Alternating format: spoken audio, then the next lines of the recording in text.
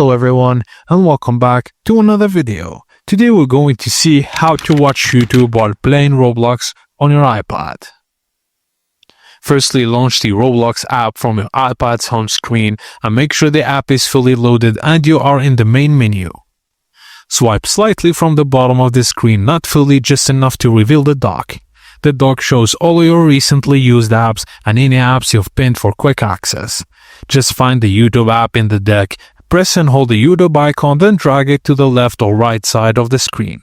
As you drag it, you'll see a thin black divider appear. This is where the split screen will activate. Once YouTube is on the side, you'll see both Roblox and YouTube on the same screen. Drag the divider between the apps to adjust how much space each app occupies. Now you can play Roblox while watching YouTube videos simultaneously. YouTube continues to play videos even when Roblox is actively being used. And that's it, guys. As simple as that. Thank you for watching, and please don't forget to like and subscribe for more.